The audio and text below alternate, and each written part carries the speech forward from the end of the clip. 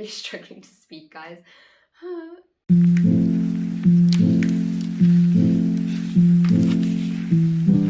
Hi everyone and welcome back to my channel.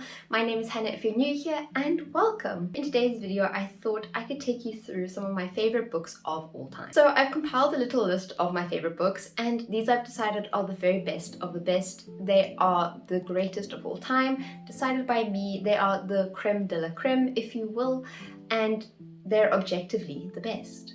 They're not. I mainly read fantasy, so most of these books on this list will be fantasy books, but if you're into fantasy books and you want some great recommendations, then carry on watching because these books are all really great, and I've read quite a few books, so I think I have a good enough database to give a good opinion on which books are really good and worth reading. First of all, a quick disclaimer before I begin. Obviously these are just my opinions, and if you disagree with me, then great, that's good for you. You do you have your own opinion, you're entitled to your own opinion, but if you leave a nasty comment because you don't agree with me, then I will find you and I will haunt you, okay? So healthy discussions only, please. We don't need to fight about books.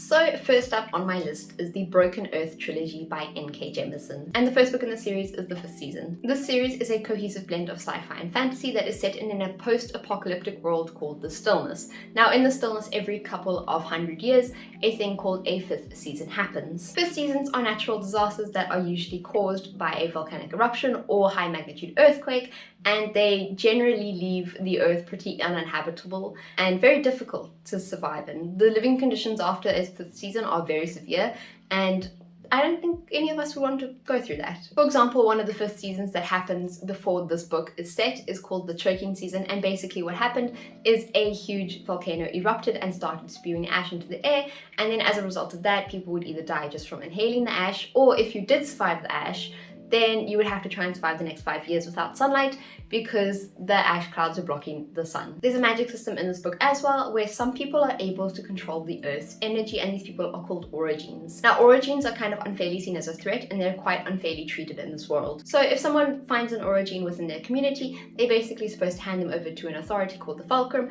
and the Fulcrum is basically an organization that teaches orogenes to obey and how to control their powers. So the book follows 3 different POVs. All of them are women who are trying to navigate this world as orogenes. The first POV is Essen, a mother whose child has just been brutally murdered by her husband because he was a orogene. So child was an orogene, the husband wasn't. Our second POV is Cyanide, who is a young woman who is within the Fulcrum, and she's being trained and she's learning to harness and control her power. And then our third POV is Demaya, a very young girl who accidentally And our third POV is Demaya, a young girl who accidentally revealed her orogeny to her family. And it didn't go well. So I think, just in general, this is my favorite series of all time. The plot is really well done, the characters are well done. I think there isn't an element that I don't think is well done. Everything in this book is so well done, and I highly recommend you read it, also because it does tackle issues that are present in our real life. The magic system is great and well devised. It's really well thought out. The way that the magic is described is very cool and unique. The characters are all really human and feel so lovable. I think I fell in love with every character, even the ones that are a bit more morally grey. I think the first book is my favorite one, and it has a great twist at the end of the book. If any of you have watched Westworld, especially the first season, there is a big twist at the end of that season, and this book sort of has a very similar twist, and those twists for me are personally the best twists, and I love when they're well executed because they are very difficult to do. But basically there's a really great twist, and if you're into great twists that will literally drop your jaw, this book deserves a read then. Also, I just highly recommend that if you do want to read the 5th season, then just check trigger warnings before you do, because this book does have some very heavy topics that it dips its toes into, and it's not a very light book. It is quite heavy, and there's a lot of dark stuff that happens in it. Next on my list is the Daevabad Trilogy by S.A. Chakraborty. Now you can see these books are very big, they just barely fit into my hands. The first book of the series is The City of Brass, and this book series is chef's kiss. It is beautiful. Set in 18th century Cairo, this book follows our main character, Nari, who is a thief and con artist just trying to make a living. One fateful day, as she is doing one of her usual cons, she accidentally summons a particularly handsome Jinn warrior, who then takes her to Daevabad, which is a magical city inhabited by Jinn. Basically, she's thrust into the middle of everything, and we get a lot of political intrigue, we get a lot of drama and scheming, and it's a lot of fun to read. I will just say there's also a great romance subplot, so if you're into fantasy books with a very solid and well-constructed romance, this is it. But the romance doesn't overshine the actual plot, and we still get a lot of plot and character development and great world building. Although Nari is our main protagonist, we do have a dual POV in the first book, and our second POV is Ali. Ali is a young prince who is second in line to the throne behind his brother. He is an honorable and very skilled Jinn warrior who is very respectable and reputable, and personally he's my favorite character in this series, and I loved him to bits. This book has a beautiful backdrop of Middle Eastern mythology, which is very refreshing since most fantasy novels tend to lean into more of a Western and medieval European setting and mythology. So this is a very refreshing read, especially since many fantasy books aren't set in the Middle East. It's nice to have a new take on fantasy. I've seen some people find these books kind of slow, but I don't think that really is the case. I think they're just more character driven. So we get a lot of time spent with characters and just fleshing them out properly and fleshing out their motives and who they are as a person. I personally didn't find any problem with the pacing. I actually found it a very rewarding. It doesn't sound right. I found the series a very rewarding read, and it's got a great payoff at the end. There's quite a few twists scattered out, and it just feels like that you spend so much time with these characters that by the time you reach the end, that you know them like the back of your hand. At the end of the series, you feel like you've gone along with these characters through this whole journey and all of these plot twists, and it really is great feeling like you're part of the characters. And I ended up deeply caring for these characters, and I stressed for them. I was reading this book and there are times I was stressing for them. I said, please, not my favorites. Don't touch my favorites. I think my favorite book is the second one, and I think that's just because there was a bit more drama in it. It felt like a family drama almost, and we know how I love family dramas. That's a jump into the next book. Speaking of family dramas.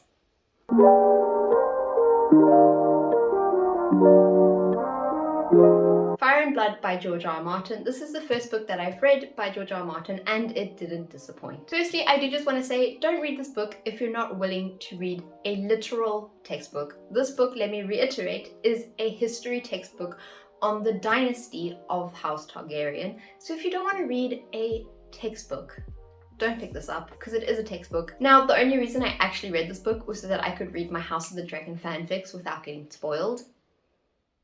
You can't get spoiled if you already know everything that happens. Now, if you don't know me, then I really loved House of the Dragon, and that is why I picked this up. House of the Dragon was just such a great show. The characters were so well done. The moral grayness of each character and how fleshed out they were was just really great, and the VFX were amazing, and there definitely isn't any other reason why I love the show. So Fire and Blood is written as a maester's recounting of the history of House Targaryen. So this book starts with the first Targaryen who set foot on Westeros and how he conquered Westeros. And then it takes us through the next couple of Targaryen rulers until it eventually concludes just after the end of the Dance of the Dragons. I read this book after watching the show. I didn't read it before, so I think I had an easier time getting through this just because there were some names that I knew from the show that I was looking out for in this book and that I could recognize when I read it. And it's always great when you can recognize names, especially with such a vast collection of characters that is in this book. There are so many characters it can get a bit confusing at times, but don't worry, because there is a handy dandy family tree at the back of this book, which is a lifesaver, especially when things start to get a bit confusing. Also, there's artwork in this book, which automatically gives it an extra bonus point. Any book that has art in it is instantly extra brownie points in my books, because I love turning a page and there's just a full page illustration and it's well done. Just beautiful illustration. That's great. This book is written very to the point. There's very little dialogue or emotional writing because it is a textbook. Again, this is the whole point. It's supposed to be a textbook, so don't go into this and then read it and then go, where's the dialogue? There's no dialogue. Yeah, it's a textbook. That's the point. But it's written to the point with very little dialogue and emotional value. It also goes very quickly through the events that happened. It sort of just will say this happened instead of going into a very great detail about what happened. But for me, that is actually why I really enjoyed this book, because most books are set as a more narrative story, whereas this one is a textbook. Like I said before, it's a textbook. Don't read this if you don't want to read a textbook. But this book is a lot quicker, and I just enjoyed how quickly we were moving through things. How we managed to span over so many hundreds of years just within these pages. And I loved just all of the events that happened are really well thought out, and George is really great at making a rich history. I really enjoyed this book and I actually devoured it. I read this so quickly and I looked forward to reading it as well. There was actually a moment in this book where I was reading, and since it's not narratively driven, I wasn't expecting my jaw to drop at like a plot twist. They just said, oh, this happened, and then they carried on because it's so quick, and I was like, that just happened? We just brushed over that? How? Like, there's a lot of moments like that where you're just like, we're just brushing over this. Okay. Obviously, if you aren't a fan of any of George's work, then I wouldn't recommend this book. But for me personally, I've only watched the shows House of the Dragon, Game of Thrones, and I really enjoyed both of those. So of course, I decided to dip my toes into a not as big of a commitment as A Song of Ice and Fire over there. But I will read that eventually. Maybe if it gets finished, I'll read it.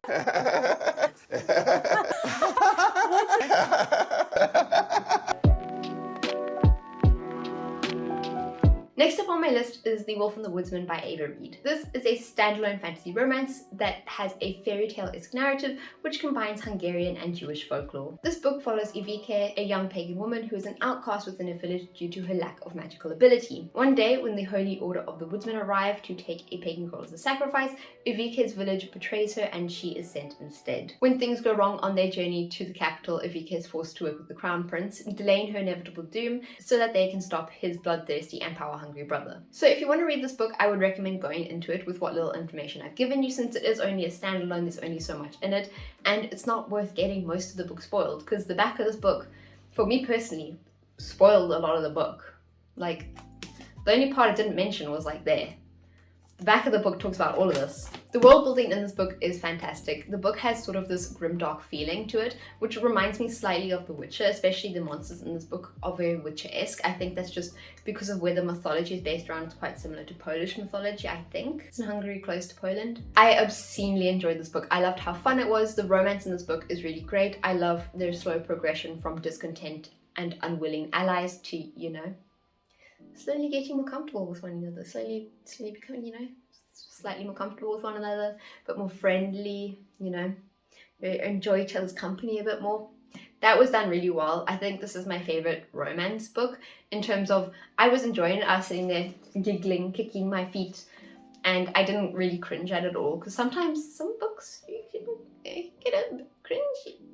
No hate, much hate. I would say if you enjoy enemies to lovers, you'd enjoy this book, and this was a great read. There are some things that I think this book could improve on, but they didn't really detract away from the story, and I enjoyed this book too much to not include it on this list, just because I actually devoured this book. Same with Fire and Blood. Most of these books I finished in an ungodly amount of time. I think I read this in about 3 or 4 days. I was having such a great time reading this.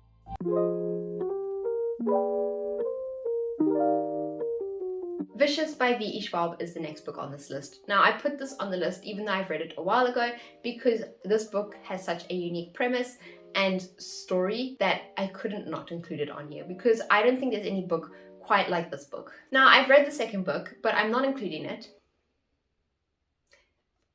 You can do with that information what you will. I'm going to pretend Vengeful never happened. I do not like Vengeful, and I'm not going to get into it in this video. Maybe I'll do a video where I talk about books that I hated, because Vengeful will be on that list. That book was, Vengeful was just...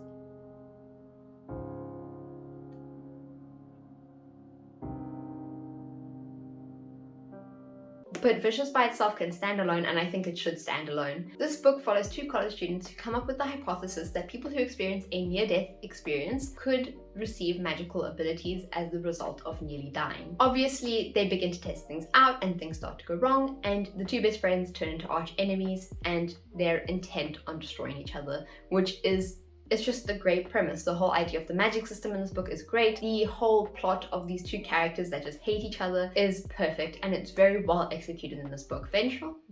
Not talking about Vengeful. We said we're not going to talk about Vengeful. Vengeful doesn't exist.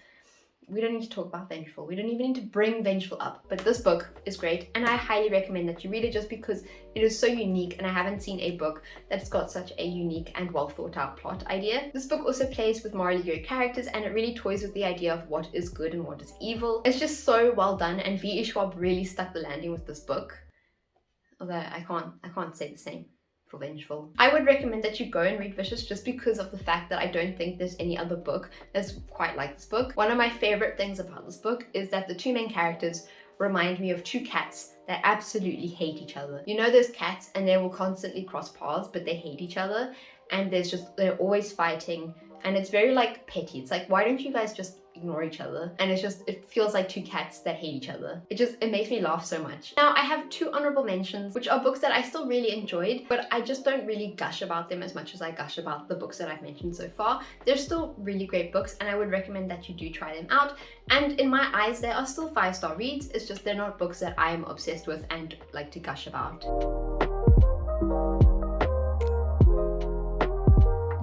So my first honorable mention is the Shades of Magic trilogy by V.E. Schwab. Of course, we've just jumped into another V.E. Schwab book, but V.E. Schwab does write really great books. So this book is set in a universe where there are 4 Londons and each one is slightly different from the other. There's White London, which is slowly losing its magic. There's Black London, which was destroyed and consumed by magic. We've got Red London, where magic thrives, and then we've got Grey London, which is the London that is most similar to our own London, where there is no magic. This trilogy follows Cal, our main character, and Cal grew up in Red London as the adopted son of the king. Cal is one of the last few people who can travel between the 3 remaining Londons, which makes him, you know, our main character. Cal acts as an emissary of sorts as he travels between the 3 remaining Londons, and things start to go wrong as a rare artifact randomly shows up from Black London and begins causing trouble. We follow Cal as he tries to fix things and keep the artifact out of the wrong hands. There's no specific reason that I wanted to include this trilogy on my list other than this trilogy is just such a fun and exciting read. Lots of stuff happens, the characters are great. Like most of the series in this list, it does excel in more areas than just one, but it isn't as strong as the other series that I have mentioned, and it can improve in some areas, but it's still a really great read and I would highly recommend reading it. And I would definitely recommend this if you enjoy fantasy series, especially fantasy series that are a bit more light and easy to digest. And now we're on to the last book of the list, The Song of Achilles by Madeline Miller. Is it Madeline? Madeline or Madeline? Madeline. The Song of Achilles follows the viewpoint of Patroclus, Achilles' best friend from childhood. Set during the Greek heroic ages, this book adapts Homer's Iliad and focuses on a romantic relationship between Achilles and Patroclus. It follows them as they mature and as they maneuver through the Trojan War. Of course, I'm sure like most of you, I went into this having heard every single person gush about how this book made them bawl, and I didn't think that was going to be me. I was reaching the end of this book and I said, wow, I haven't cried yet. Then the last page. I think this book just belongs on here just from the fact that having a book that the final page of that book just suddenly makes me burst into tears. You got to the end of the book, you said this book's supposed to be sad. Where's the sadness? I'm feeling sadness, but I'm not feeling tears. And then the last page hits you, and it is so beautifully written. This book made me bawl like a baby, and I don't cry very often at books. I think I can count the amount of books that I've cried to or teared up to on one hand, and this book definitely sits on that hand very proudly. The fact that it can make you cry on the last page, on the final page of this book, that is masterful writing, and I love that it could do that. Okay, so that is it. Obviously, all of these books I enjoyed for wildly different reasons. If you're into the fantasy genre, I would recommend that you do check out some of these books on the list, especially if you have read one of these books on the list and you've enjoyed it, because then chances are you will enjoy the other ones that I've listed as well. So if you guys enjoyed this video, then don't forget to hit like and subscribe, and also turn on post notifications so you'll always be alerted when I give out some more great fantasy recommendations, because I like quality recommendations. You'll only get the best books out of me. 100% satisfaction guaranteed. T's and C's apply. Also, if you want to find more of me, I'm very active on Instagram, and also I would love to get to chat to some of you guys, so don't forget to hit me up over there if you want to. We can chat about what fantasy books we're reading if you want to do that. I feel like I sound so pompous when I do this stuff, but I will see you all next week Sunday with another video coming right at you, and yeah, that is it for this video. So bye guys, I'll see you all next week. Bye guys!